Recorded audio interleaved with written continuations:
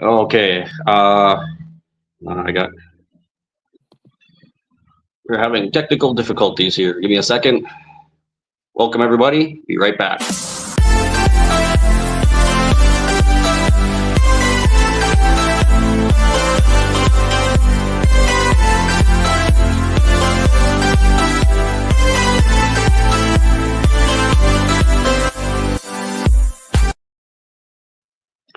Okay, now we're ready. Getting off to a rough start here. Welcome everybody to the CO Visit live stream this Saturday. Welcome Gwen Pika. Welcome. Thank you for being here. Hi Jeff, how are you doing? Good. How are you doing? Pretty good. Jackie's here. Hey Jackie, how are you doing? Yeah, just in time. Thanks for being here. So yeah, the issues I'm running into is my phone's getting some age to it now, and the touch screen, like the sensor or whatever it is starting to fail. So it's got moments where it doesn't recognize any, like you touch it and it won't move, it just freezes up. And I've got to like turn the screen off, then turn it back on. It's a big mess. So it's time to get a new phone. So Jay, welcome. Thanks for being here. Appreciate everybody tuning in and clicking on the video. Justin Porter, good day. Good day, Justin from down under. Thanks for being here, Justin. I appreciate it. Must be like tomorrow in in Australia. So appreciate everybody being here. So as you saw, well, you guys all know me, but the thumbnail for this was just kind of a little joke, wishful thinking. We'd all like to see that, but don't hold your breath. I don't think you can have any.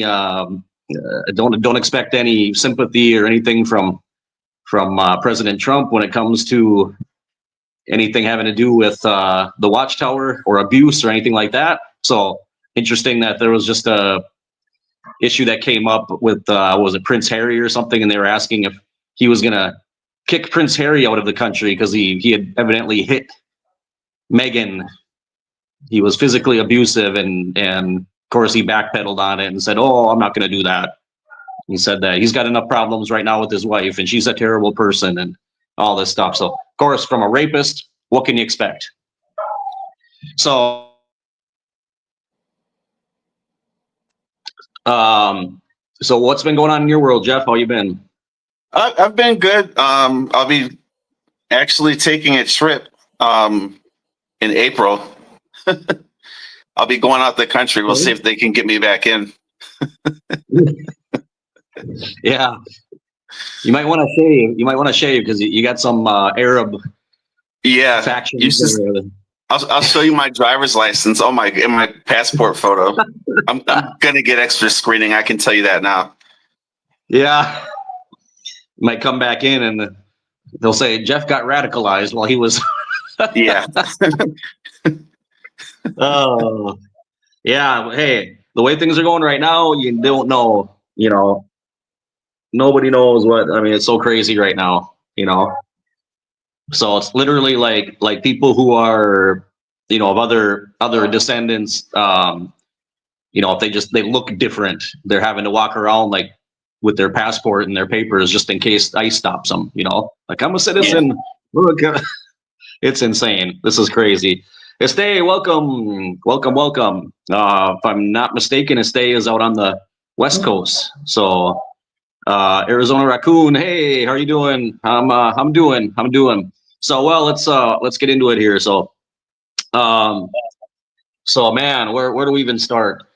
Well, first of all, I just want to again thank everybody that's always watching the videos, the lives, all of the words of encouragement with what's been going on lately, and I really do appreciate that. And also, since I got the monetization set up, and so some people have donated, and I appreciate that. So just on that note, as always, just to bring it up because I've never done this before, so I want to remind everyone On the now, I'm not really sure how it works on here, but I'm assuming it's activated because I activated it in YouTube Studio. So on live streams, there are the super chats where you can send in a donation with a comment or a question that will appear on the screen.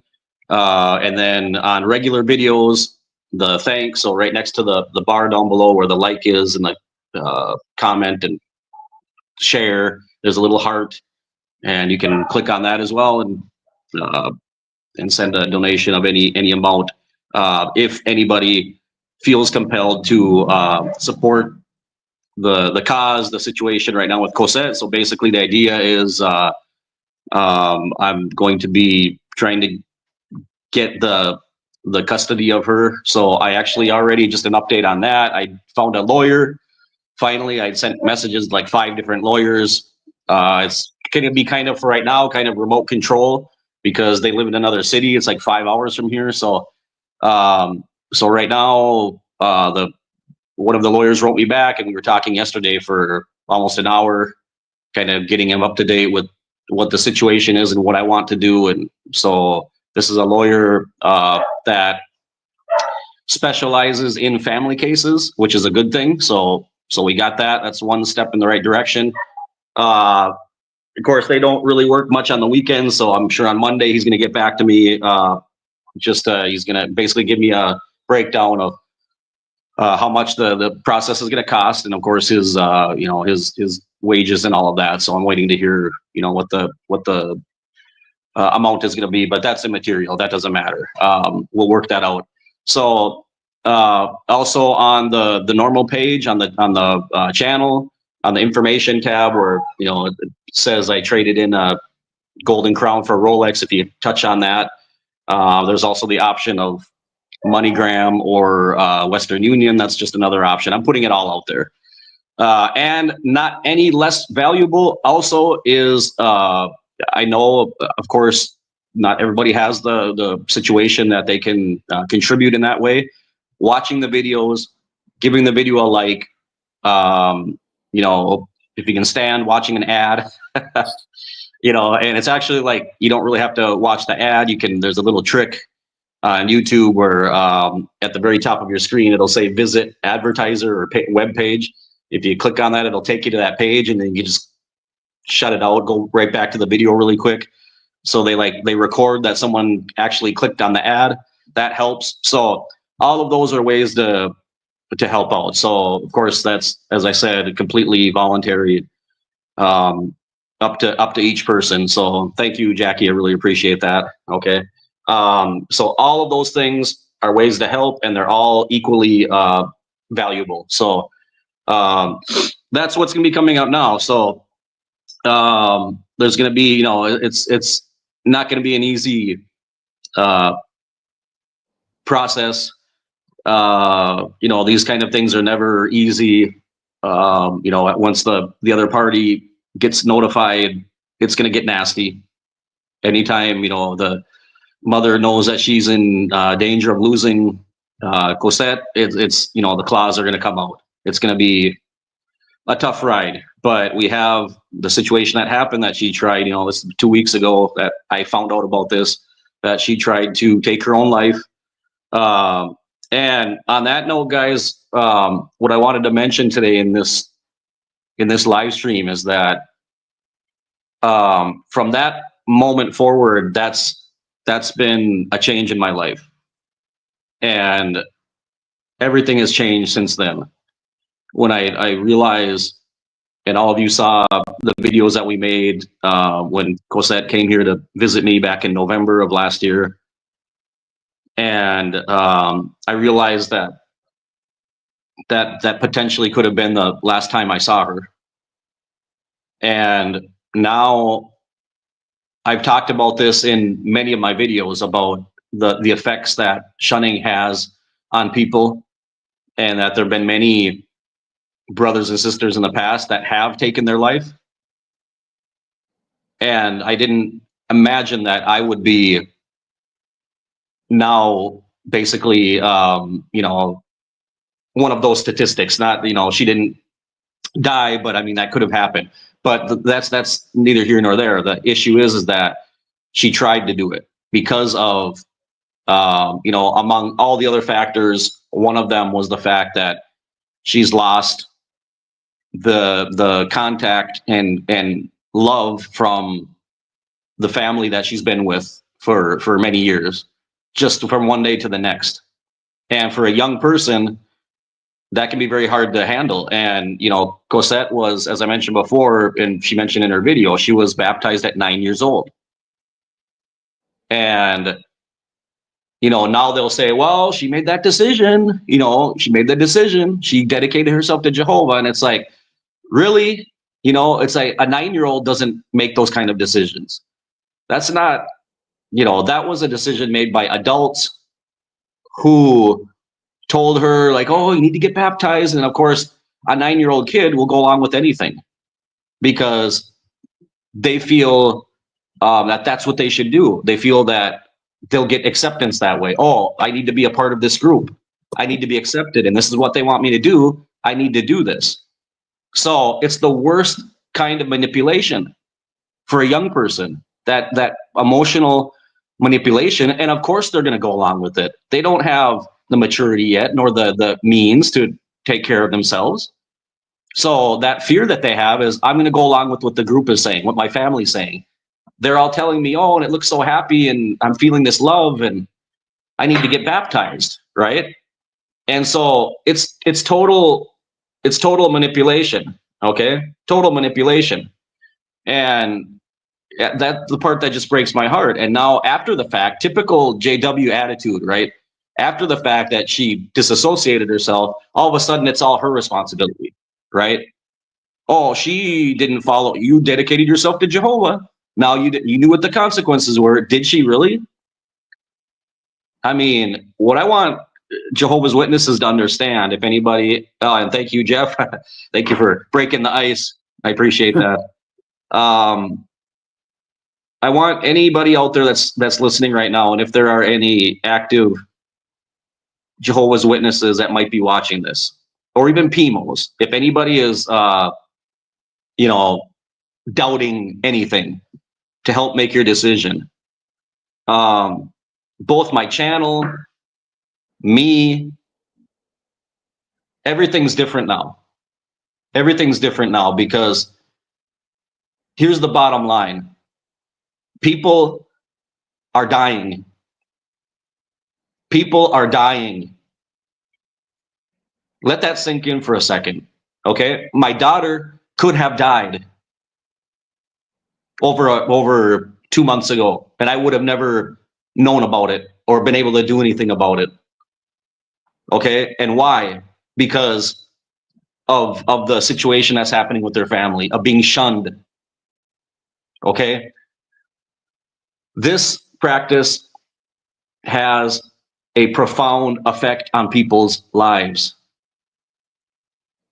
and all of the organization, the governing body, rank and file witnesses that justify this, shame on all of them. Shame on you guys. And how dare you throw a responsibility like that on children? And it is child sacrifice. And what gets me is the manipulation of a young person, a minor child, that doesn't know what they're getting into. They want love. They want acceptance from their family. They want to feel protected. That's what they want. You can tell them anything. They will do it because they want to have that protection. And then when my daughter got to the age of 16, now that she's opening her mind, she's reasoning now, she's getting older, she decided, wait a minute, I don't want to do this. Okay, and which is why what Jackie is saying here, Jesus got baptized when he was 30, right? That is a abysmal, colossal difference when you're 30 as opposed to 8, 9, even 13, 14 years old and getting baptized. How can you compare that? So since all of that happened, guys, as I mentioned, this is a change completely in the tone and the direction of my channel, because now it's gone beyond just talking about my experiences or talking about what's happened to other people. I'm now one of them. I'm the parent of a child who disassociated herself, shunned, and then because of that, she tried to take her own life. So things just got very much more real for me, and I think the tone is going to be a bit more of the activism than just examining things and reasoning on different doctrines and things like that. So this is something that, with this fight that I have right now, this legal battle that I'm already in, this is my daughter's life that's on the line, because I would say, and I'm sure all of you agree, probably you too, Jeff, because we've all seen cases like this. Statistically, people that have tried to commit suicide once, they usually try more. There's usually more than one attempt, and that's the part that terrifies me, because that time she just got lucky. But bottom line, she just got lucky. Maybe next time she won't. And her mindset might be different, or she might try something else that's more effective and might be successful the next time. So for me, this legal battle right now, this is do or die. Of course, I can't predict in the end 100% what will happen. Nothing is 100% guaranteed, but as a father, I have to do everything within my power to try to help her and try to get control over her. So, yeah, now questioning, and thank you for joining us here today. Let me see here. So here's what I mean. My screen gets. So I'm just gonna read it because I can't get my screen to. Hold on. He said that. Hold on a second.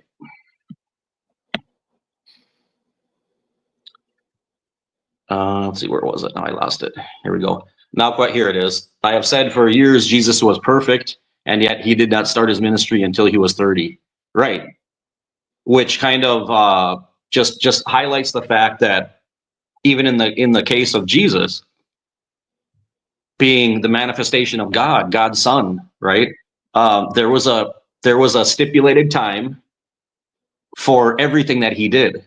Not before, not after, right? It was at the right time when he had to, for example, start his ministry. He started his ministry, and I think left a very, very clear message to all followers in the future of when a person should make a decision to, if they're going to follow Christ, then you need to be an adult to make that decision. It's not to say that you can't be, related with, or active, let's say in a congregation or whatever. But if you're actually going to make that step, then you should be an adult. Okay, it's just that simple in my mind, right? So, Jeff, what's your thoughts on the issue? So to me, and I've said elsewhere, like as far as waking up, I woke up kind of at a time that was right for me for like a number of reasons. And one of them to me was that I was, just because of my own personal life experience, I was personally in a place where I could handle being shunned. I was in a place where I knew what it was like to have to let go of relationships.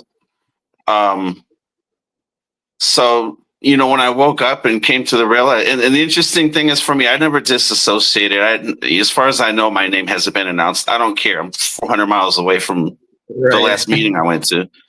But I'm still of the understanding that there's people that are never going to talk to me again Right. based on nothing. But the thing is, it takes a certain mentality. It takes a certain, at least for me, life experience. It takes a certain discipline to get to that point and to be able to live with that understanding. And like your daughter, if you're a teenager, you don't have that. You don't have that. Like you don't.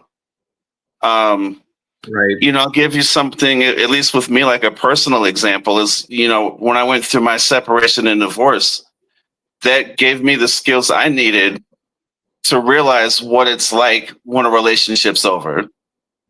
Absolutely. It gave me the skills I needed to just like cut somebody off, not necessarily in a bad way, but it's like, okay, this relationship is dead. It's over. We have to split. A teenager's not going to have that kind of life experience or understanding. Absolutely. And to me, I was baptized in my teens. I have close family. My younger brother, he left like in his 20s, but he didn't have the social exposure I did. My dad was kind of lax as far as association. Yeah. But to me, I was able to develop skills and develop, the skills I need to develop relationships with people who weren't in the congregation. Yeah. What do you, like with my brother, I didn't know certain things of his story, and I'm not going to go into details. I'm sure he wouldn't mind what I'm saying, but basically he found himself disfellowshipped in his teens with no kind of social life outside of the congregation. And when I found that out, I was furious. I was still going to meetings. I was still active. But just in my mind, it's like, how can you do that? Like, how can you do that? How can family think that they're doing something good for somebody? Right. And other family, they have to process it how they want. And I do think there was a good measure of cognitive dissonance, but it's just what the organization does. Right. It's what the organization does, and people don't see. If they can see outside of that little bubble and really understand consequences, it's just like if you're in, like everybody knows, like if you're in, you might kind of get a glimpse of that thinking, but you never totally do. Right. But no, those are like my initial thoughts. Like, as an adult, I developed skills to know how to just separate and cut people off. But can you realistically expect a teenager to have those skills? And if they don't have those skills, are you really thinking about what you're doing to them? Right. And one of the things that you mentioned that's really important is those are relationships that you decided to change, right? Either you stop hanging out with somebody, or you ended a relationship, or got divorced, or whatever. That's totally different, right? Things that we did, things that we decided as adults to, okay, this isn't working out, this is hurting me, I need to get away from this person, this relationship's not working anymore, as opposed to a child who doesn't make any decisions like that. All they know is that they're getting to a point where their minds are opening up and decide that as their own person, as they're developing their own character, their own personality, and they figure out, hey, this religion just isn't, I don't agree with this, and I want to do something else. And then all of a sudden, their family, the people that have taken care of them, the people that have been there with them, day after day, in intimacy and everything, and then all of a sudden, boom, we're not talking to you anymore. And all the other things like with Cosette that happened, and you can't do your apprenticeship here anymore because you're not a witness. Go find somewhere else. Just total rejection, right? That's hard for anybody to handle, right? Much less a teenager who is at a point in their life where that attention is very important to them, right? And so, like what you said, the cognitive dissonance, it's incredible how the witnesses attribute that to God, right? This is a loving arrangement. Oh, the loving arrangement of disfellowshipping. And it's like, what? What fucking planet are you people living on? How is that a loving arrangement? When you have, for example, people that when they fall into depression, people that try to commit suicide or are successful, somebody loses their life. How is that a loving arrangement? Somebody explain this to me, right? It's just it goes beyond absurdity, just knowing how people are actually fooled into thinking that this is a good thing, right? So I don't know, but definitely the consequences that it has, and of course a lot of things depend on many factors, the kind of person you are, your personality, things like that, but it's going to affect every person different. Okay, I mean, I never tried to do something like that in my life, but each person's different and they handle things differently and their emotions, and some people, like my daughter, are very emotional, very sensitive. She's very sensitive and very like, she's very sensitive to how other people view her, and she wants to have a good relationship with people and have them like her. And so it just it's such a hard thing to deal with. It's hard as an adult, much less younger people, and like you said, that don't have the life experience or the knowledge even to be able to handle something where just all of a sudden, I mean, it's we start out in life, with you have your first crush, or you fall in love with somebody, or you have a boyfriend, girlfriend, and then it doesn't work out, you break up, and you get that first heartbreak, and that little by little we get these little experiences in life that you learn how to deal with these different emotions, and you learn how to deal with losing somebody, and something ending, a relationship ending, or being betrayed, or stuff like that. But going from never experiencing that to all of a sudden your whole family walks out on you, I mean, come on, that who wouldn't go off the edge? Just all of a sudden, and then having them tell you, like with Cosette, what happened. Imagine she was in the hospital for 2 days. Nobody went to see her. Nobody. The only day, the first day that she had to get hospitalized, her mom went there and she was yelling at her in the hospital. You're selfish. Look what you did to me. A typical narcissist mom bullshit. It's all about me. What did you do to me? And all of this. And then after that, her family, she had problems with her boyfriend, or it was this, or minimizing everything, minimizing the fact, because they don't know what to do. They don't know how to handle it, and they can't handle the fact if they actually have to accept that's because of them. Witnesses don't know how to handle that. They can't process that no, this is happening because of you. It's happening because of what you are doing to people. That's what happened to me. Like when I told my story and I went to a therapist, and he was like, why are you here? Right? It's like, why, if you got all this going for you, you got your God, you're the only true people, you got the true religion, Jehovah, you're going to be in paradise. Why are you slowly killing yourself, drinking, doing all this stuff?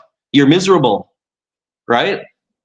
And like that just boom, wow, that just opened my eyes, right? So it just the whole the psychological manipulation, just a mind fuck that's going on within this religion that messes people up. And imagine us, if even at our age, Jeff, we all we have our baggage that we carry with us, and I think we always will from being in that religion. But at the very least, when I was my daughter's age, I had a fairly normal childhood and family, and even growing up in the organization, we had a pretty stable life in our relationships and friends, and I never experienced getting shunned. And my daughter's already experienced that. And it just, you know, to me, it just right now, it's a real big weight on me, like emotionally, my conscience, everything, because, you know, all of this came about because of me in the end. I mean, you know, I was a witness during all that time when my kids were born, and I took them to the hall, and, you know, until I got divorced from my wife, my ex-wife, and, you know, I got them into that world, you know, and then I woke up and got out of it, but they were still there. And it's like, you know, I mean, I know that I shouldn't be blaming myself, but it's like everybody's a victim here at in some grade or another of all of this. But it just, you know, yeah. Thank you, Jackie. Yeah, yes. Um, it's hard to process all of this, you know, that why is this happening? You know, why her of all people, you know, it just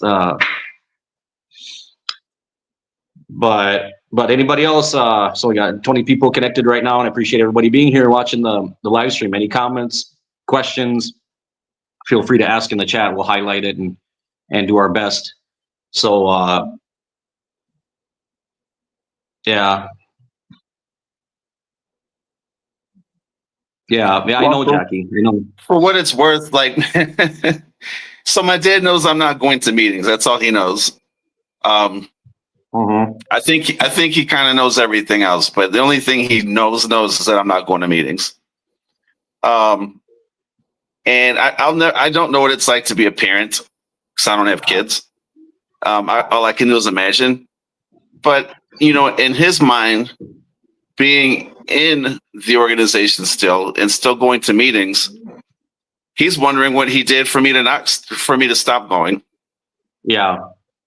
So, I mean, as a parent, I imagine, you know, there's other things I've dealt with in life where he's like, oh, what did I do? What did I do? Right. Right. You can find reasons to blame yourself for anything, but it doesn't. No, I mean, you would have to find a different way of looking at it. I mean, I can blame myself for how did I end up in New Mexico?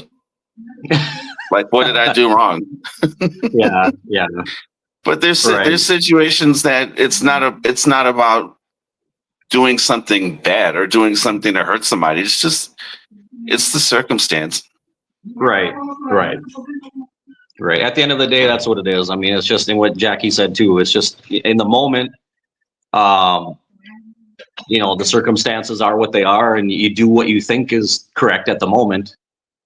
And, you know, you can't possibly foresee what will happen in the future or how things can change, and your mindset changes and your viewpoints change. And then, you know, but at any rate, like the same with you, with your situation now, with mine now, you know, and I know, I tell myself at the same time, you know, I kind of slap myself back into reality and say, hey, I can't be dwelling on the would-haves, could-haves, should-haves, because that's already passed. It's done. It's over with, you know, and it's something that we have to deal with what we're facing right now, right?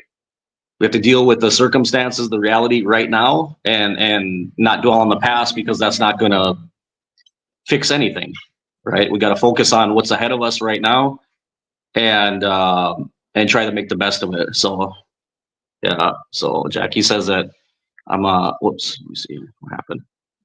Born New Yorker, yeah. Jeff's a born New Yorker. Jackie says I'm a born Californian. LOL. Just wanted to make you chuckle a bit too. Sure, of course. It's one thing we can never lose our sense of humor. That's absolutely probably the only thing that keeps us somewhat grounded and sane. You know, we have to keep laughing, keep looking for positive things, even when it seems like there might not be any. So yeah, it's Watchtower is a prison, and prisons have watchtowers to keep guard over the prisoners so they don't escape. Yeah, and it's absolutely, and it's one of those things where You know, it's like the old story of like when at the old, like years ago, centuries ago, with the circuses, and how they would keep some animals like the elephants and things like that.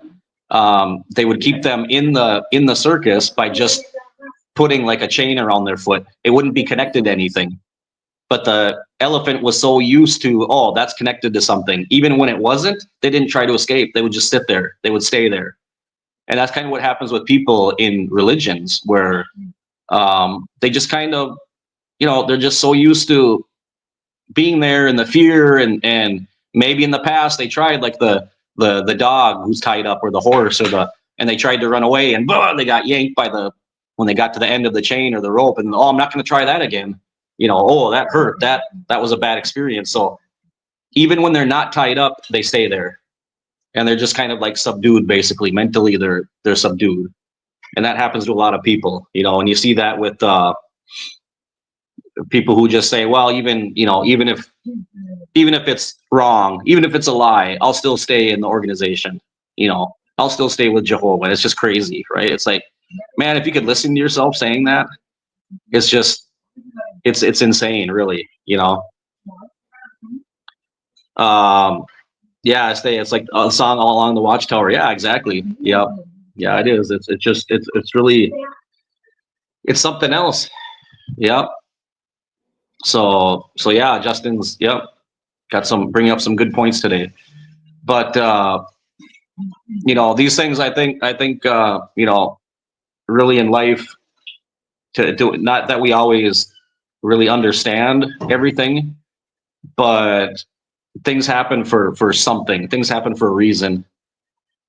And you know, I think that all of these situations, I'm certainly not the only one. You know, I'm just one more in the sad, long list of victims of this organization, and who have had, you know, these kind of consequences. But these kind of situations help us to get stronger, and also to raise our voice more, and get the message out there, and keep doing it, so that, you know, the most people possible, within the time that I'll be able to, you know, keep this channel going and keep doing it. I'm going to keep doing this so that as many people as possible. I'm realistic too. I'm not one of these people who thinks that, you know, the religion's going to come crashing down or anything like that. You know, there's always going to be people willing to believe it and be a part of it, but it's a constant cycle. There's people coming in, there's people going out, and there's people waking up, and there's people questioning it. That's why we have to be here.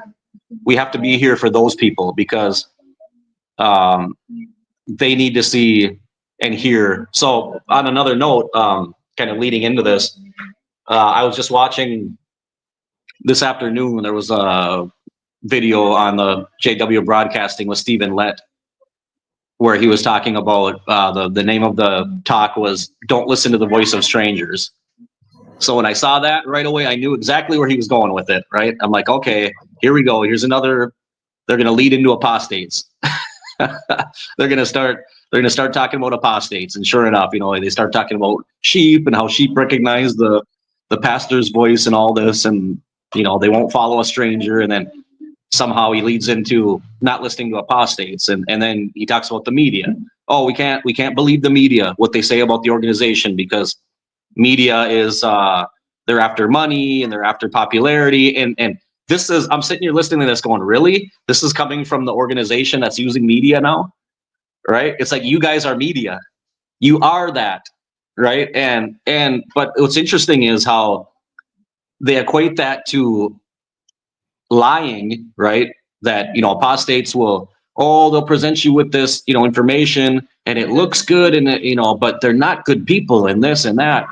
And I'm looking at that, and I'm going, well, somebody tell me, what is it that what we're saying, where's the lie in it, right? I mean, if we're bringing up, for example, what's in the media about CSA, where is that a lie, right? How is that bad? Someone break that down for me, if you're a witness. How is that bad if it's true? It's the truth, right? or if we're talking about the doctrinal changes that have happened throughout the existence of the Watchtower, or the issues that they've covered up and keep covering up, right? And why they've had to change those doctrines because of the lawsuits that are happening, like in Norway and the what happened in Australia and all of that. How the governing body members like Jeffrey Jackson lied under oath. Okay, that's objective truth. Those are facts. Those are out there. It's recorded. There, you can watch them.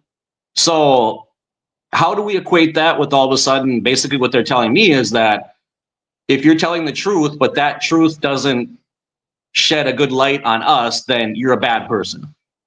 And you're lying and you're evil and you're, Satan's, using you and all of this stuff. I mean, it's just unbelievable. I think if a person really sits down one-on-one, like a witness even, and looks at that and analyzes it, they'll see that that's wrong. That I mean, it's not about if you like it or not. It's not about, oh, you're making us look bad, or that, well, then you look bad. This is the truth. This is what's going on. I mean, bottom line, it is what it is. The truth's not there for you to like it or not. I mean, didn't we learn that from Jesus? He just said what he had to say, and you can like it or not like it, but tough, this is what it is, right?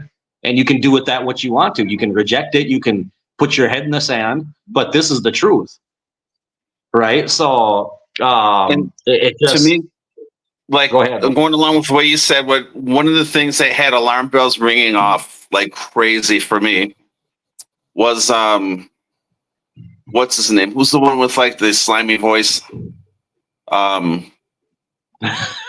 Yeah, which one of all? Yeah, I don't know. He has glasses. He has a comb over it. I can't think of his name anymore. Is that Anyways, Flagle or? No. This is way back like 10, 15 years. Okay. But anyways, Splain. Yeah. So the talk he gave, and like I remember the alarm bells ringing off in my head when he said like lies, and then things that are negative reports. Like he grouped those two things together, and I'm like, you can't do that. Like, yeah, that's like you like those are two separate things. Just because something doesn't feel good when I'm hearing it doesn't mean it's not true. What if I go to work and somebody accuses my boss of stealing money from his employees, and then I find out it's not true?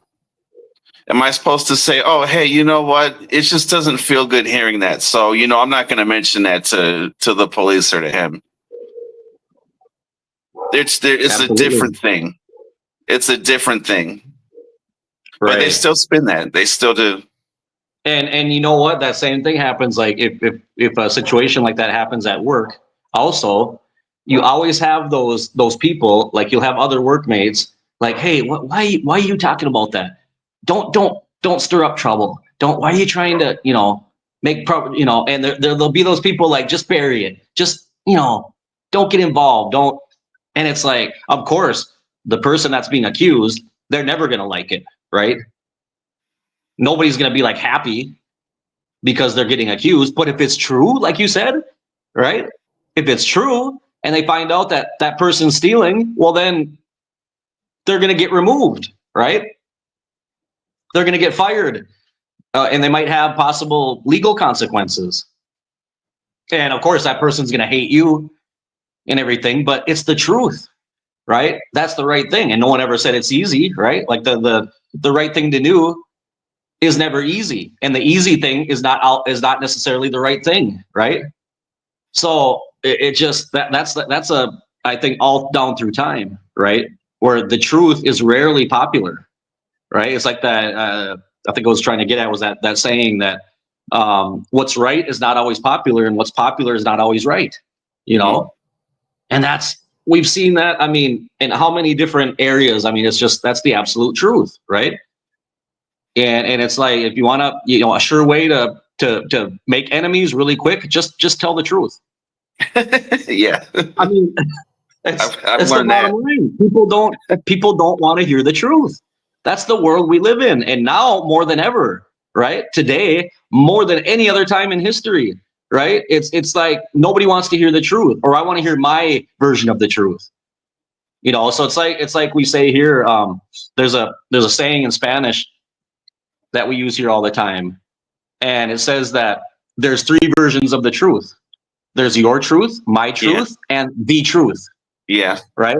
So it's everybody can spin it any way they want, but it's like nowadays it's just like nobody wants to really face the truth. Everyone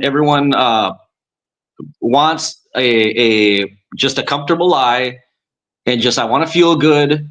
And because if you face the truth, then you're tasked with acting on it, right? You have to do something about it. And that's the thing. Not everyone wants to, they're not willing to, or they can't, or they don't know how to, right?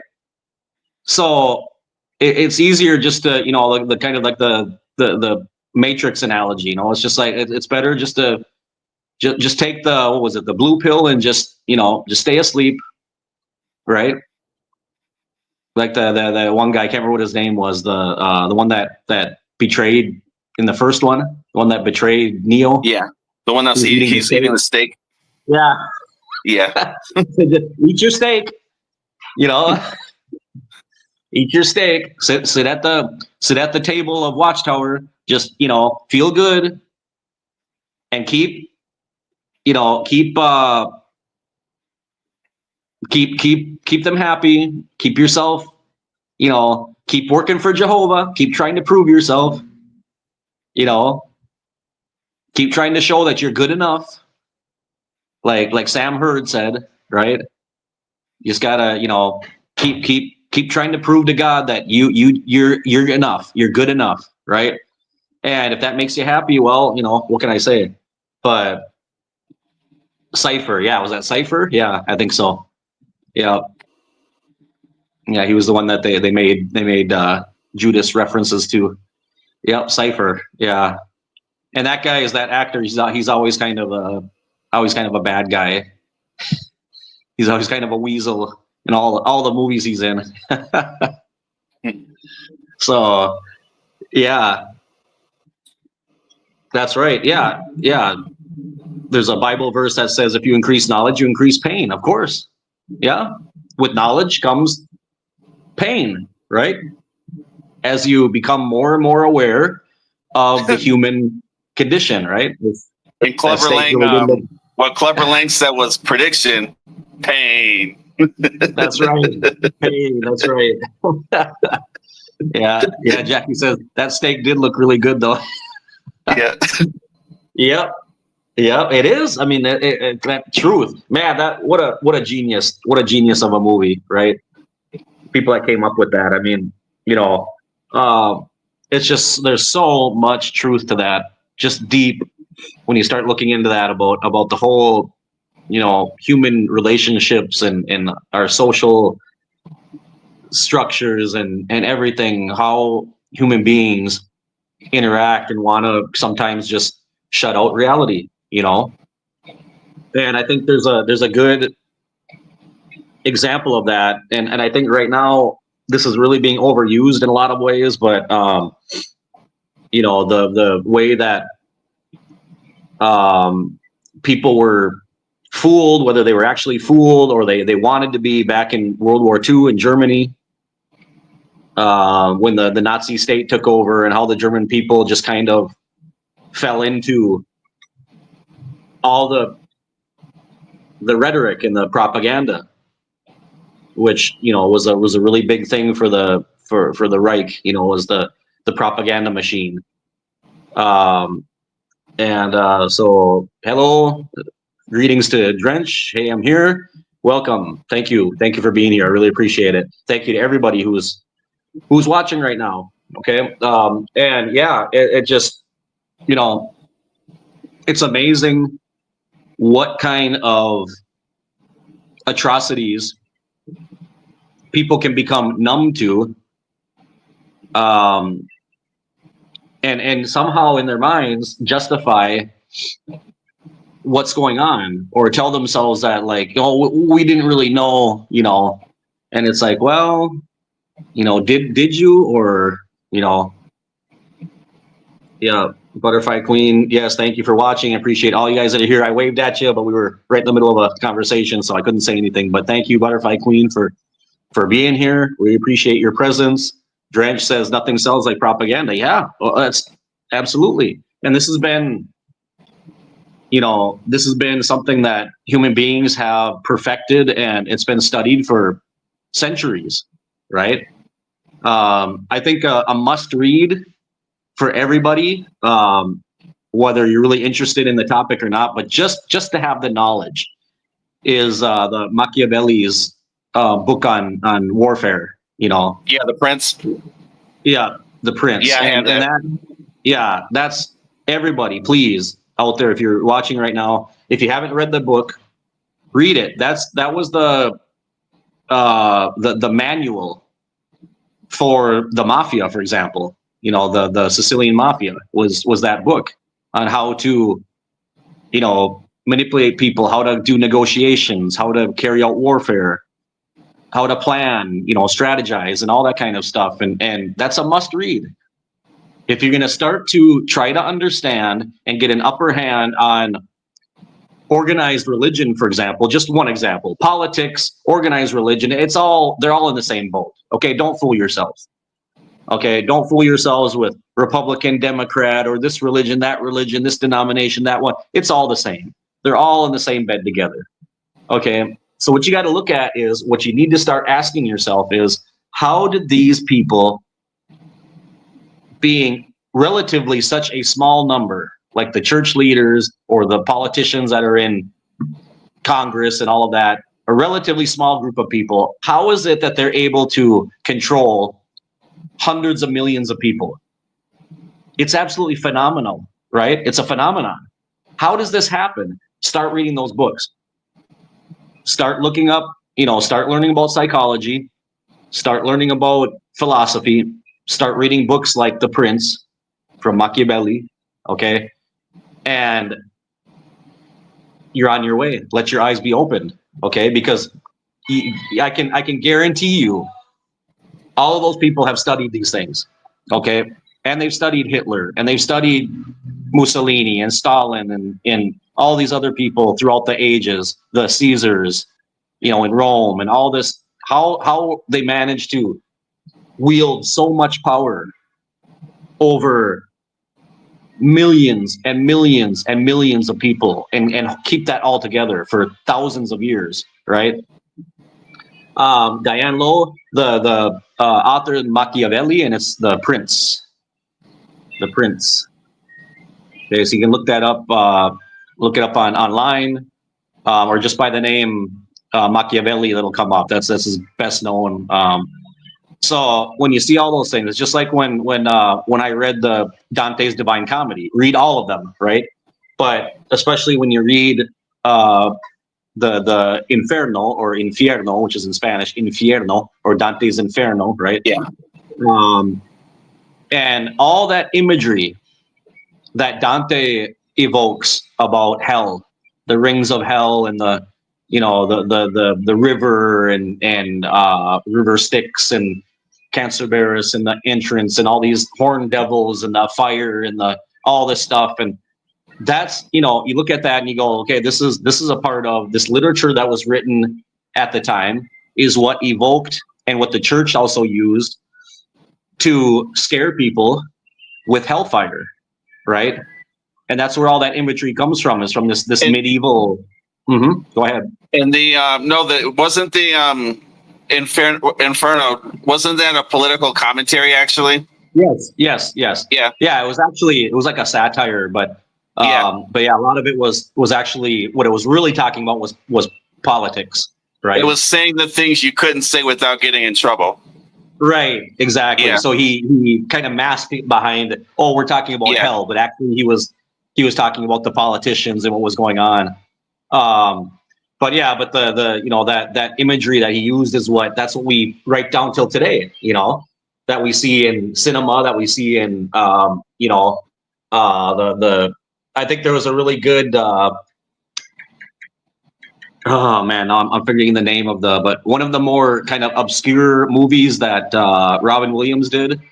Um, I forget the name. I was just looking at it the other day, where his wife dies, she commits suicide, and then he goes to hell to try to get her back.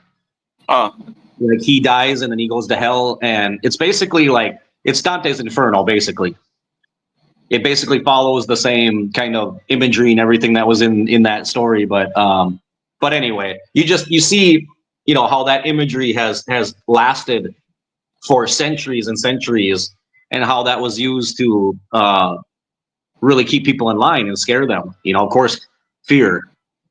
You know. So let me see. What am I missing? Sorry. Yeah, there's no difference between being in love in a religious order or a political party. Absolutely. Yeah, because in all of those things, when you're in love, when you're in a religion, or you're part of a political party, you're willing to not believe what's in front of your eyes, like George Orwell said, right? You can suspend belief in what your eyes are showing you. And you can just, oh no, that's not what it is. Oh, but he didn't mean that. Okay, I'm not going to say names, but we hear that all the time right now, right? Oh, well, he didn't mean that. He didn't say that, right? Or he's not really going to do that. Oh, really? Yeah. Okay. Well, I think where was that? I think Jackie said something back here. I missed the comment. Oh, here it is. My favorite word, hopium. Hopium. Yep, definitely. Give people hopium, right? Let them believe in something that is never there and it's never going to happen. Yes, yes. Thank you, Jackie. Yeah, what dreams may come true, or what dreams may come. That's it. Yes, that's the name of the movie. If anybody hasn't seen it before, um, it's kind of disturbing. It's a disturbing movie, and it's sad now, considering how Robin Williams ended up. Right? It's scarily prophetic of his life and what actually happened. But it's a really good movie, though. I think it was one of the more underrated movies that he was a part of, because it's not a comedy at all. Right? He has a very serious role in that movie, and I think it was just a phenomenal movie. So um, yeah, just the good old fashioned gaslighting, absolutely. And I think also, and I know Jackie has a lot to say about this. Um, the effect, the destructive effect of narcissist mothers mm, is something that is. I mean, I think anything you can say, anything you want about men. You can say what you want about a abusive father, an alcoholic father, this and that.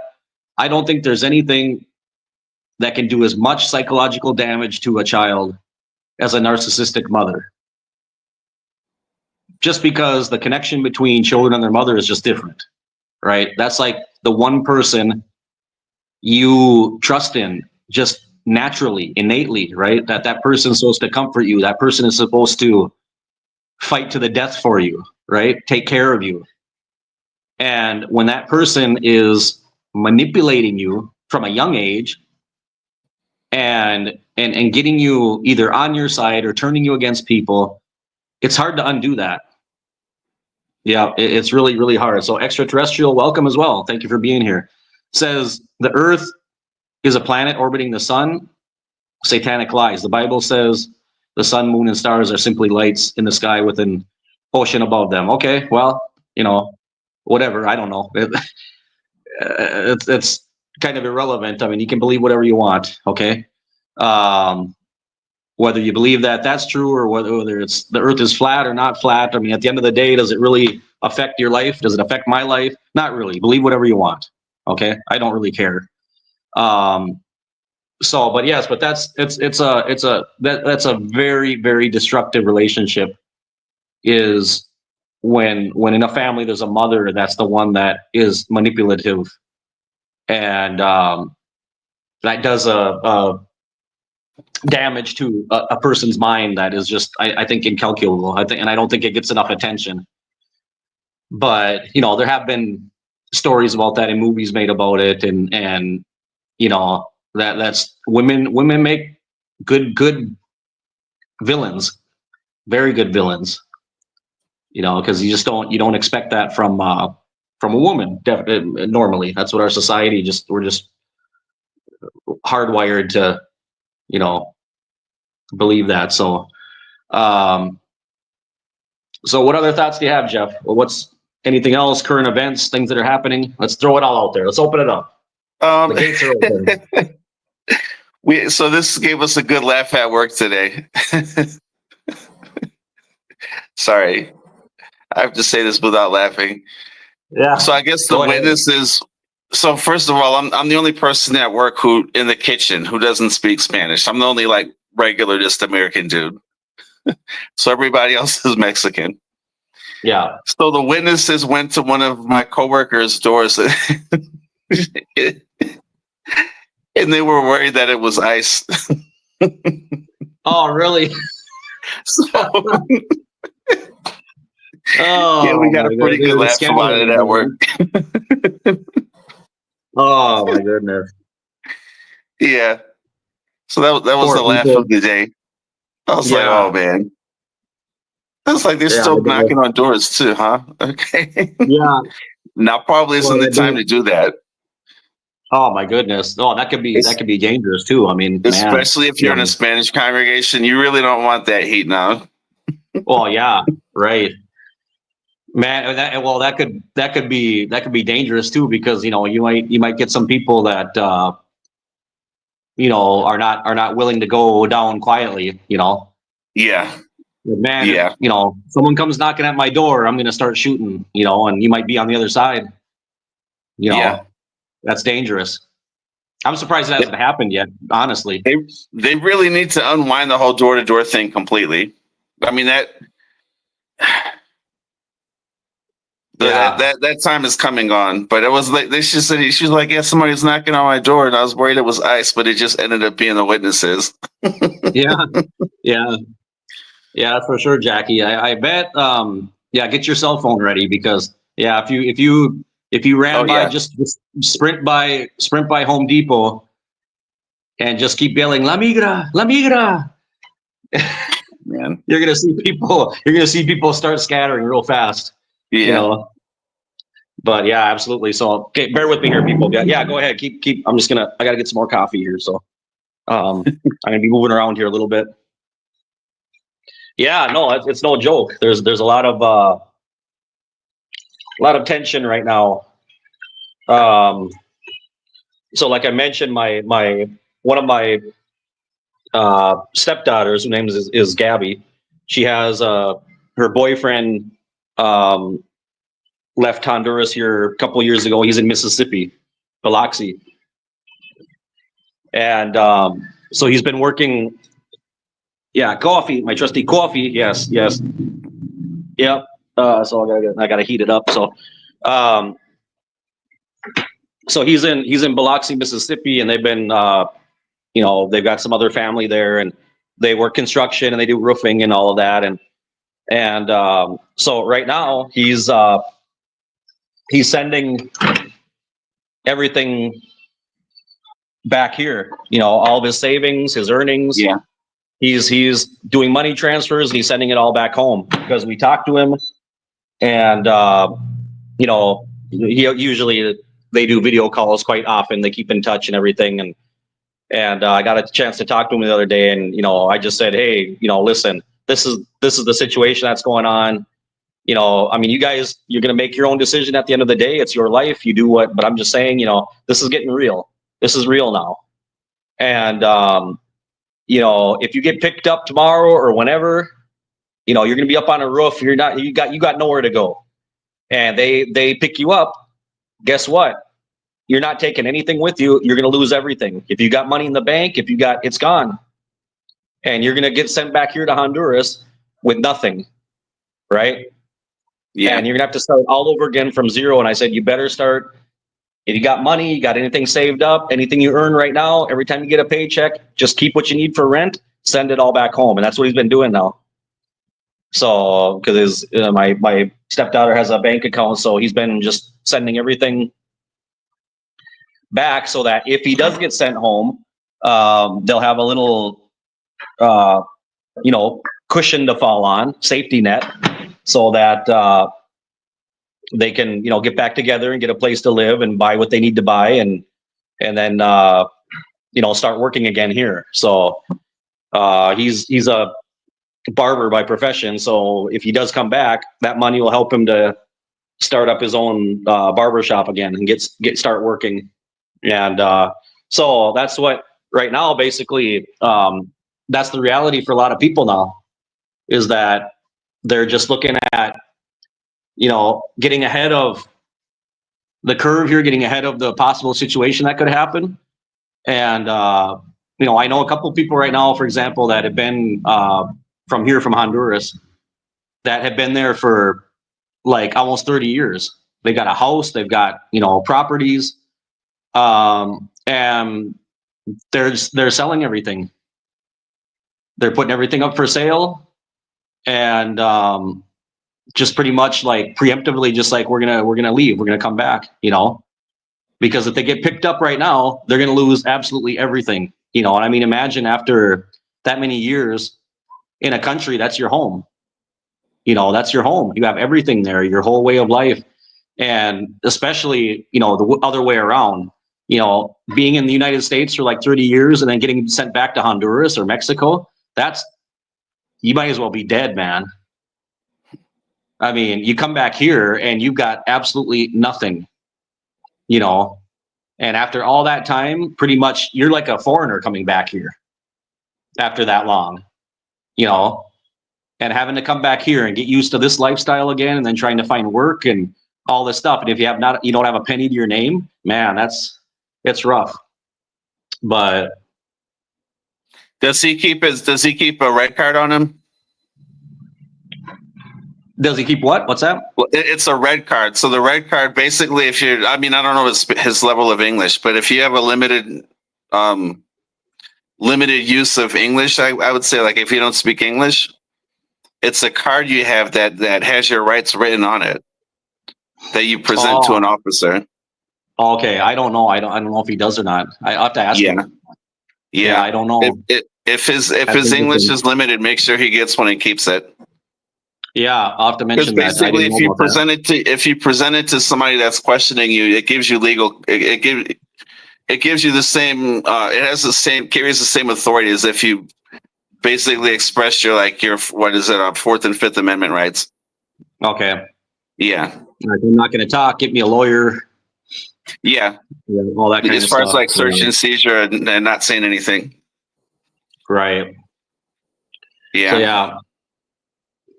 No. Well, Justin, like the Aussies say, no worries, mate. No, like I said before, with anything with helping the channel, donating and all that, that's just one form of helping. Watching the videos, giving a like, if you can stand watching an ad, all of that helps make the channel with the algorithm in YouTube. It gets it more exposure, and that's every bit as valuable as anything else. Okay, I don't look at anything as being more important than the other. The whole idea at the end of the day is we want the message to get more views. We want more eyes to and more ears to listen to what we're saying. And so when people watch complete videos, when you like a video as well, that's not an understatement. That actually helps the channel a lot, because the longer a person watches a video, YouTube picks up on that and says, oh, okay, this is keeping people on YouTube, right? So I appreciate that. Don't worry about what's in your bank account, okay? If you saw mine, you'd be a lot sadder. So, Drench, thank you very much. I appreciate that. Absolutely. Yeah, don't worry about a thing. Everything is going to be all right. That's right. Yep. The immortal Bob Marley. Absolutely. Yep. That is for sure. Justin, window washing. I guess some things about JW can never get rid of. Well, absolutely. Yeah, absolutely. It's just such, especially for those of us who were born into the organization, the being a Jehovah's Witness was an integral part of our lives. It was a developmental part of our lives, right? From the time that I was born, that's all I knew, right? So obviously, there's certain things that we're just never going to be able to get rid of. It just is what it is, right? So, Heart of Black 77. Good luck. Thank you very much. I appreciate that. Okay. Yeah. So, what is your take? Drench says, good question. I'll let Jeff answer this one. What's your take on the books that are no longer being used, and why do you think they're afraid of JWs reading them? Okay, so I was mentioning this to somebody else, I think earlier this week. So one of the books that came out, I must have been like 10, 11 years old. I don't know, but Mankind's Search for God. Yep. I remember that book, and I love that book. But also, as I was reading it, I'm thinking to myself, should they really be telling us this stuff? Like, is it such a good idea? And it's like, it's going to have the spin. And I remember, like, at the end of every religion, they would talk about, oh, but this is why it's not true. And I'm thinking to myself, but you told me all this other stuff before it. And it was such an interesting kind of window outside of Watchtower. And like that book, to me, I can see why they try to make it disappear. Because that book was like an invitation to start questioning. I'm like 12 years old reading this book, and I'm like, wow, like, this is interesting. So, as far as, why they're afraid of JWs reading things, over time they try to change the culture. Over time they try to make the next generation forget what the last generation knew. So, absolutely, that's like my dad's library was extensive. He had bound volumes that went back to the 60s. Like, what do you think? What do you think's going to happen if somebody who's active now decides to do a research project and start reading that stuff? Absolutely. So, I mean, I guess the short answer to the question is, that's, they're no longer being used because they have to present information now to keep people in, or the young kids in the future. And the old information's not going to do that. It's going to be an eject button out. Absolutely. And I would say that's the short answer to that question. Yeah, well, that's the bottom line. It's just that the older books, once they were discontinued, it's because they directly contradict what they started teaching after that. So they had to get rid of it and then say, well, that's we don't read that anymore. That's that's old light and new light. And so that's definitely, if people have that constantly in front of them and they're looking at the differences, that awakens curiosity and questions. You start asking questions. And some of the older literature, even older Watchtowers and things like that you read in the bound volumes, there was just some outright off the wall shocking stuff that they said, about stuff, and like women, forgiving their rapists and all this kind of stuff, and calling psychologists and psychiatrists monkeys, and just, I mean, it's so off the wall. It's just so, and you're going, whoa, no wonder they look down on this and that, and you look at those older publications and you see where it came from, right? So by conveniently getting rid of those books, discontinuing them, and then saying don't read them, it's like you say, out of sight, out of mind, right? So, and what I found interesting? Go ahead. Like, even on what I found interesting was like how the technology was older back in like the early 90s anyways. But the illustrations, how they, you can get the what is it, like the bound volumes or whatever, on disc or whatever it was, but the illustrations weren't there. So to me, even when I was looking at the old bound volumes that were like in book form, the experience of opening up a bound volume and seeing how the pages laid out and seeing the illustrations and the captions, that experience was completely different than just reading it off of a screen that did not have any of that. Yeah, absolutely. Yeah, I just wanted to mention Drench. I didn't know you're from Jamaica. That's awesome. Yeah, I worked with here in the city I live in Honduras. We get foreign teachers that come every year, and we've had a few in the past that were from Jamaica. That's cool. And so Drench says, why not get a few books and do a live about what it was then versus now? I'd love that. Yeah, you know what? Yeah, but nah, it's not going to happen. Honestly, I don't want to. I don't want to. Don't get your hopes up. First of all, I'd have to go through like literally like Amazon or somewhere to get. I'm not going to do it. There's tons of channels out there that have done that. If you look up any other XJW channels, I mean Lloyd Evans, any of the other, they've analyzed those things to death. Those different books and what they said before, what they said now. It's all out there. I don't even have the energy to do that. But I mean, I think not even. And you know what? Oh, cool, Drench. I didn't know you're a teacher too. Well, so am I. Look at that. We're both teachers. I'm a teacher as well. Yeah, the laugh would be good. Oh, absolutely. Yeah. But I mean, and not only Drench, not only discontinued books when they came out with like newer versions of books, the same book, right? And then they updated them and information disappeared. The Bible, the reasoning book, the proclaimer's book. Okay. For example, when they're so adamant about the tetragrammaton, it's Jehovah. We have the correct because Holy Spirit gave us that, and all that Jehovah is the name of God, the Yahweh, right? It's Jehovah. They insist on Jehovah. But it was in the Proclaimer's book that no, it's not. That was a Latinized version of the Jewish Adonai, right? Which was like God's. And the Catholic Church took that, Latinized it, and added the consonant or the vowels, excuse me, because ancient Hebrew didn't have written vowels, right? And they added in with the name Adonai where those were missing, right? The vowels were missing in ancient Hebrew, and they came up with the name Jehovah. It was invented by the Catholic Church, and this was in the Proclaimer's book.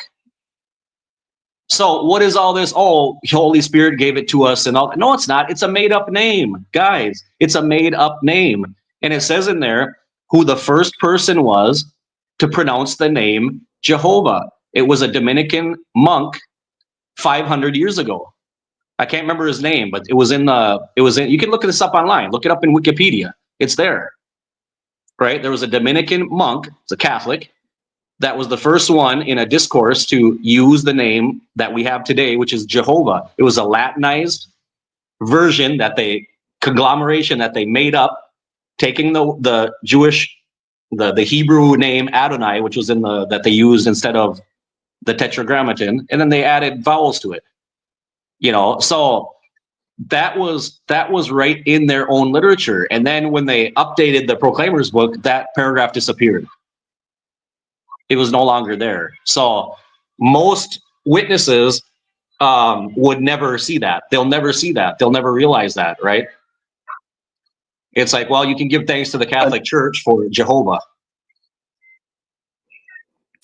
Another thing I think too is like if you grew up in the 80s and 90s, the magazines were 32 pages and we got 4 of them a month. Yeah. We had like 2 or 3 new full like 192 page books come out every convention. Nowadays, like the Watchtower and Awakes are like less than a brochure. Yeah. They don't put any they don't like compared to what we grew up with the information that they put out to what they have now, they've regressed as far as actually trying to teach information, and now it's just to me it just feels like an emotional exercise. Yes. So if you're trying to get people emotionally invested into a thing, then what value does putting any kind of intellect into it do? So in that case, if you take that a step further, if you're trying to take the intellect out of it, then you have to take all of the printed information they had previously, or at least put it where it's not important or people don't have as much access to it. Exactly. Yeah. Just hide it away and be like, well, it's there, but you don't really have access to it. And if nobody ever reads it, they'll never think about it, right? You know, but then they can say, well, we're not hiding it. Here it is. But it's like, yeah, but who's ever going to think of ever looking for any of that stuff? You know, most people now don't even know any of that stuff existed. You know, if you talk to some younger people right now about, you know, the Proclaimers book, the Daniel book, they have no idea.